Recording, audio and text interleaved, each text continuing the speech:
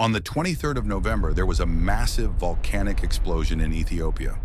For the first time in nearly 12,000 years of recorded history, this volcano called Hylig erupted. The blast happened so quickly and so suddenly that people standing kilometers away said it felt like a bomb had gone off. An ash cloud about 500 feet high shot up.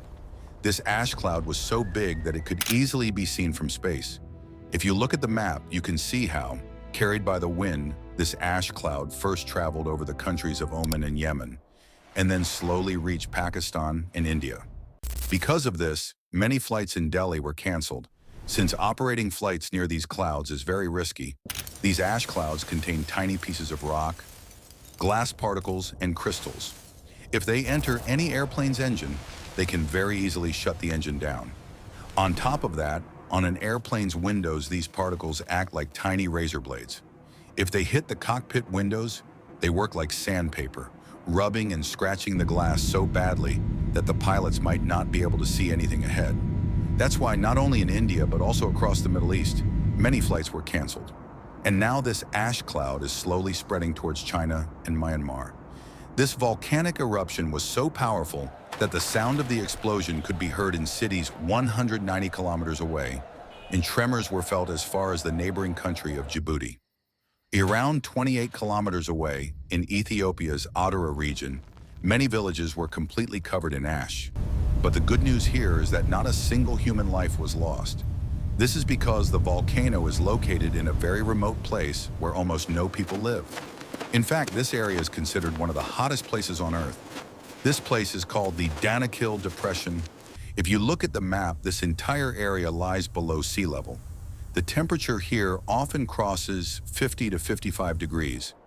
Rainfall is almost negligible, and this region is very fascinating for both geologists and tourists. It's interesting for geologists because it is a very geologically active region with lots of volcanoes. And it's interesting for tourists because you see extremely colorful and unique landscapes here. Just look at this. It doesn't even look like it's on Earth. You see amazing yellowish, greenish, bluish colors because of the chemical reactions happening there. Now you might be wondering, what suddenly happened after thousands of years that this volcano erupted all at once? Behind this lies a very fascinating story, friends. The story of the African continent splitting into two parts. Yes, you heard that right.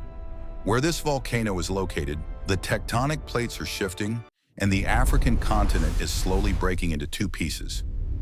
Millions of years ago, all the continents used to be joined together. This supercontinent was called Pangaea.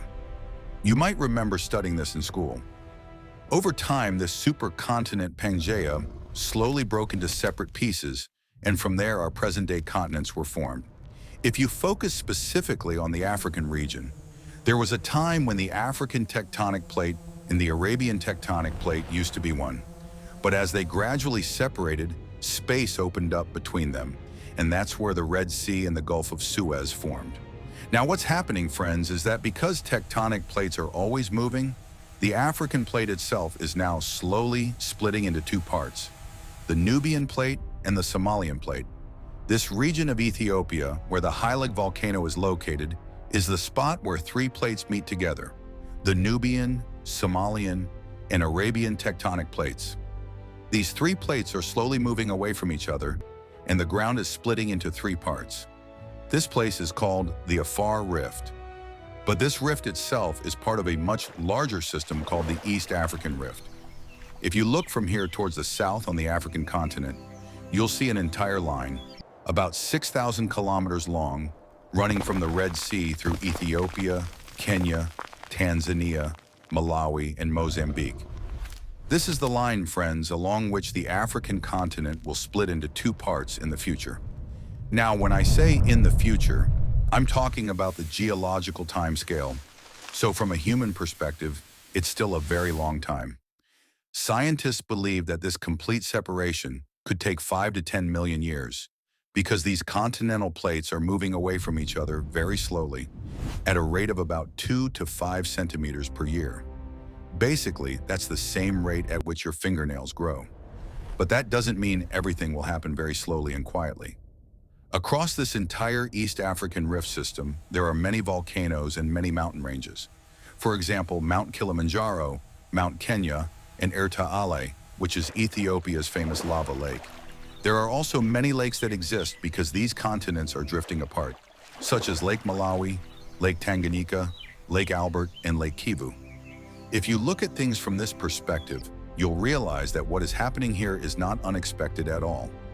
As these continental plates move away from each other, we will see earthquakes in this region. We will see volcanic eruptions, small cracks will appear in the ground, and in the last few years, many such events have already been observed. For example, in July 2025, there was another volcanic eruption close to Hylig. This was the Erta volcano erupting. In that same month of July, white smoke was also seen coming out of the Hylig volcano, and since then, scientists had their eyes on this area. And in 2005, a huge crack suddenly appeared in this region of Ethiopia. A 60-kilometer-long fissure formed in the ground in just 10 days. Look at the photos. They are incredible. You can even see people standing inside it, and you can imagine the scale of this gigantic crack. We are literally watching a continent splitting apart here in real time.